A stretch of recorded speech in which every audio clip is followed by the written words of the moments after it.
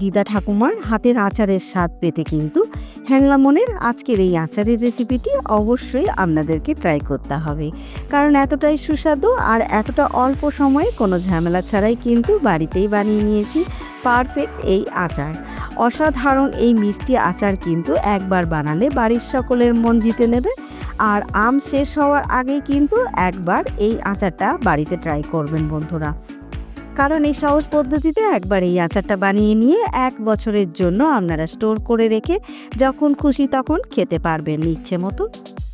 তাই অনুরোধ করব আজকের রেসিপির ভিডিওটি সম্পূর্ণ দেখার জন্য, সাথে অনুরোধ করব ইউটিউবে আমার হ্যাংলা মন চ্যানেলটিকে একটি সাবস্ক্রাইব করে দেওয়ার জন্য, সাথে একটি লাইক কমেন্ট আর শেয়ার করে দেবেন প্লিজ, কারণ আপনাদের একটি সাবস্ক্রাইব আমাকে অনেক মোটিভেট করে এগিয়ে যাওয়ার জন্য। নমস্কার বন্ধুরা, আমি রাখি হ্যাংলা মনের আর একটি সুন্দর নতুন রেসিপির ভিডিওতে আপনাদের সকলকে স্বাগত জানাই। তো চলুন শুরু করে দিই আজকের রেসিপি। তো বন্ধুরা, কাঁচা আমের মিষ্টি আচার বানানোর জন্য প্রথমে রেডি করে নেব আম। আর এখানে দেখুন গাছের একদম টাটকা আম পেড়ে নিয়েছি, কারণ এবছর বাপের বাড়িতে কিন্তু প্রচুর আম হয়েছিল আর সেই আমগুলোই সমস্ত পাড়া হয়েছে গাছ থেকে। আর এখন এই আমগুলো পরিষ্কার করে ধুয়ে নেব।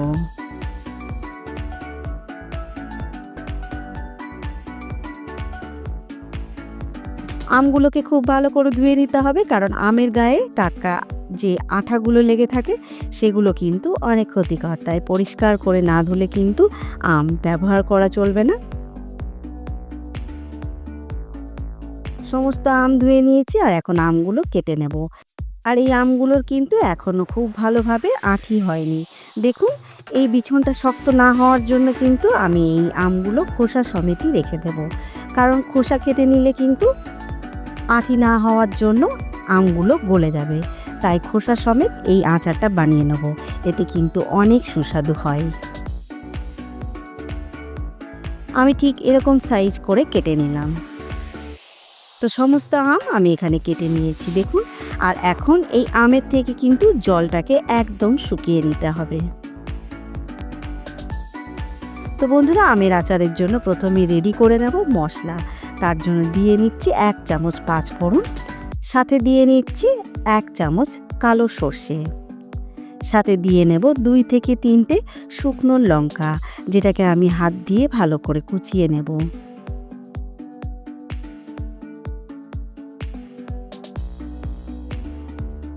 আর এখন একদম লো ফ্লেমে সুন্দর করে মশলাটাকে ভেজে নেব।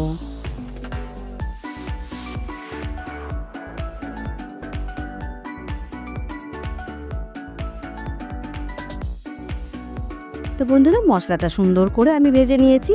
এখন গ্যাসের ফ্লেম অফ করে সম্পূর্ণ মশলাটাকে ঠান্ডা করার পর একটা পাউডার তৈরি করে নেব। আর এখন রেডি করে নেব আমের আচারের মেন রেসিপি। তার জন্য কড়াইয়ে দিয়ে নিচ্ছি 2 চামচ সর্ষের তেল। তেলটা ভালো গরম হয়ে গেছে আর এখন এই তেলের মধ্যে দিয়ে নিচ্ছি 1 চামচ সর্ষে। আর এই সর্ষেটাকে হালকা করে ভেজে নেব, সাথে দিয়ে নিচ্ছি 2 থেকে 3টে শুকনো লঙ্কা। এখন ফোড়নটাকে ভাজা হয়ে গেছে আর এর মধ্যে দিয়ে নেব কুচনো আমগুলো। আর এখন এই আমের মধ্যে দিয়ে নেব পরিমাণ মতো বিট নুন।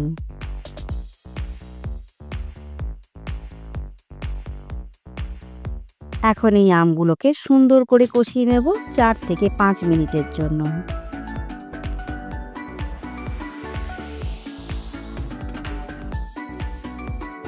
তো বন্ধুরা, আমগুলোকে সুন্দর করে 4 থেকে 5 মিনিটের জন্য কষিয়ে নিয়েছি। এখন এই আমের মধ্যেই অ্যাড করে দেব 500 গ্রাম আখের গুড়।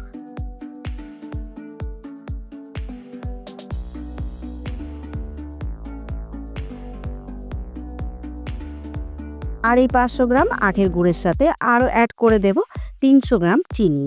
এখানে কিন্তু আমি 2 কিলো কাঁচা আম ইউজ করেছি, আর এই 2 কিলো আমের জন্য কিন্তু 800 গ্রাম মিষ্টি একদম পারফেক্ট মেজারমেন্ট। আর তাছাড়াও আপনারা যদি দেখেন আমটা প্রচুর টক, তাহলে কিন্তু সেই জায়গায় 1 কেজি মিষ্টি আপনারা ইউজ করতে পারেন। এখন খুব ভালো করে চিনি আর গুড় আমের সাথে মিক্স করে একদম মেল্ট করে নেব।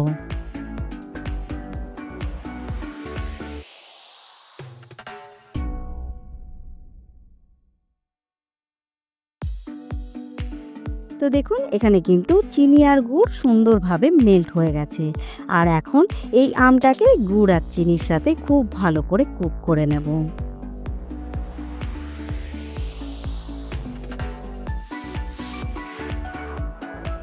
তো বন্ধুরা, গুড়ের মধ্যে কিন্তু সুন্দর একটা বয়েল এসে গেছে। আর এখন এইভাবেই চিনি আর গুড়ের সাথে খুব ভালো করে আমটাকে সিদ্ধ করে নেব।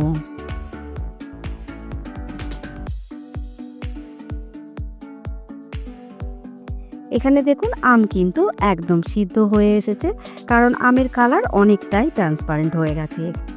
সাথে গুড়টাও কিন্তু অনেকটাই গাঢ় হয়ে এসেছে। আর এখন এইভাবেই সুন্দর করে কুক করে নেব যতক্ষণে না গুড়টা একদম শুকিয়ে আসছে। আর এখন এই আমের আচারের মধ্যে অ্যাড করে দেব 2 চামচ সাদা ভিনিগার।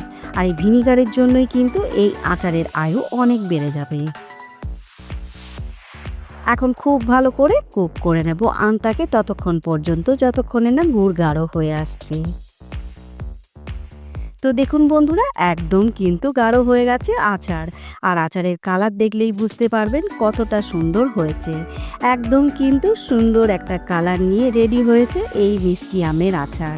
আর আমও কিন্তু সুন্দরভাবে গলে গেছে। আর এখন এই আচার কিন্তু একদম রেডি।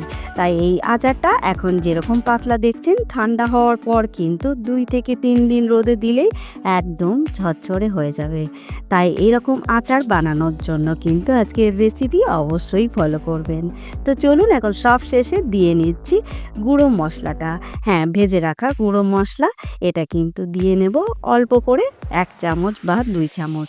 আর এই মশলা আপনারা কিন্তু সংরক্ষণ করে রাখতে পারবেন, আর যে কোনো চাটনি বা আচারে ব্যবহার করতে পারবেন। আর এখন হালকা হাতে একবার মিক্স করে নিচ্ছি।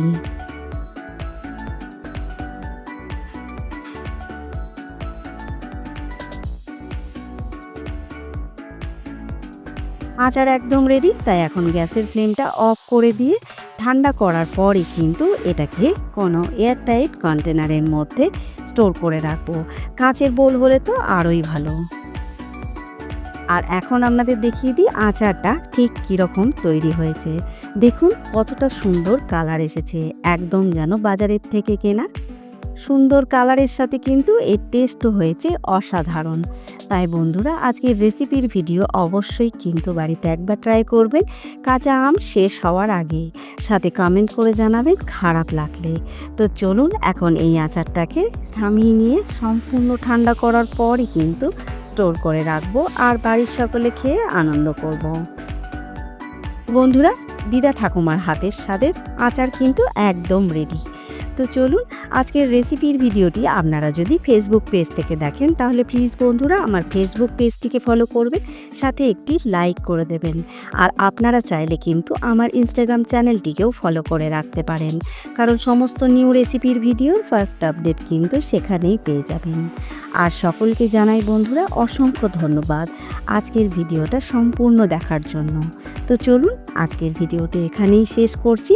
সকলে ভালো থাকবেন, সুস্থ থাকবেন, সাবধানে থাকবেন। দেখা হবে খুব তাড়াতাড়ি হ্যাংলা মনের আর একটি সুন্দর নতুন রেসিপির ভিডিও নিয়ে।